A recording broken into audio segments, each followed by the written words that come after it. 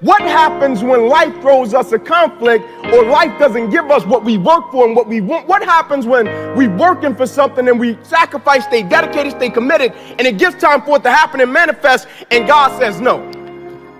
What happened when you're married and you've been working on this marriage, you come into the house one day, you've been working on it, and your wife says, honey, I know we've been trying to work through this, but I don't love you no more. I want a divorce.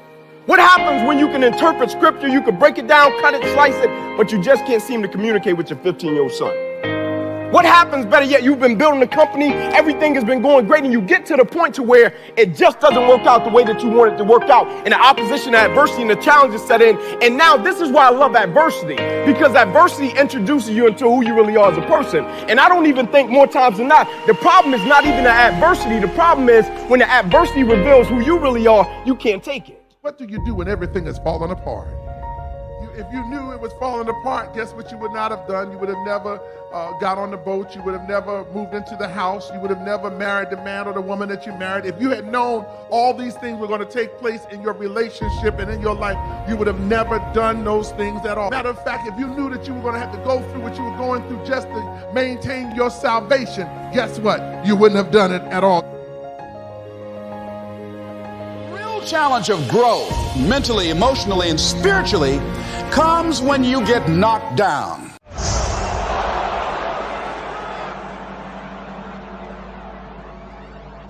What did you say to the kid?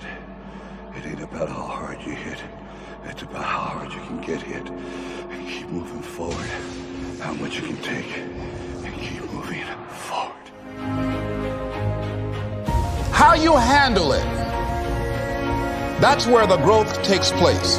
What has brought you to this point? What did you learn from it?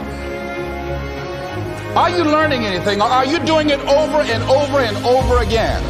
Are you going through it, or are you growing through it? Are you bigger and better because of it?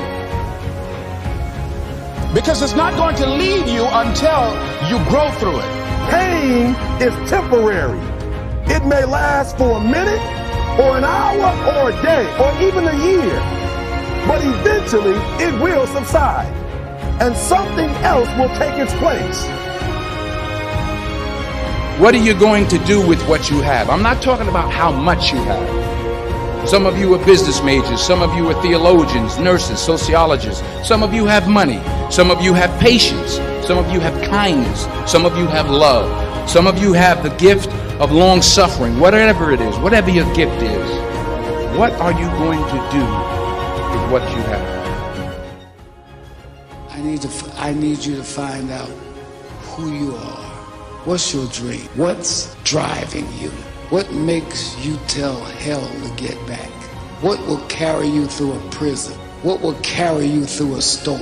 What will cause you to get up when everything says slam yourself down? After all you've been through, after every attack, and you're still here, how dare you live like the way you're living? By the same token, if you want to begin to move, you got to clear your mind of all the unnecessary luggage and baggage that's weighing us down. So pretty soon, I learned through effort, made a conscious, deliberate, determined effort. I had to let it go. I had to forgive it. Let it go and begin to focus on developing myself. And I say to you, you're going to have people to do things to you. Things are going to happen to you. And the most important thing to do is to harness your will and let it go so you can get on with your life. It doesn't matter about what happens to you. What matters is, what are you going to do about it? That's how winning is done. Now, if you know what you're worth, then go out and get what you're worth. But you got to be willing to take the hit and not pointing fingers saying you ain't where you want to be because of him or her or anybody. Cowards do that, and that ain't you. You're better than that. When you want something out of life, don't worry about how you're going to get it. How is none of your business.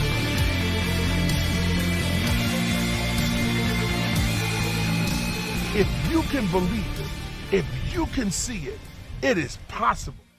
Because as humans, I think naturally we go into situations sometimes and we're selfish. And so we want to see, how can this benefit me? How can I go into the situation and it best benefits me and everybody that I'm connected? Like, how can I get the edge in this situation? Instead of stepping back and understanding that when you're selfish, it's a dangerous thing, because when you're selfish and you go into situations at a certain point in life, we're always going to come up against something that's a lot tougher than us. And if we're always selfish, 9 out of 10 times, if the only thing we think about is just ourselves, when we hit something that's a lot tougher than us, we don't have a driving force to do what we do. And so it's easy for us to surrender, step back and say, man, forget it.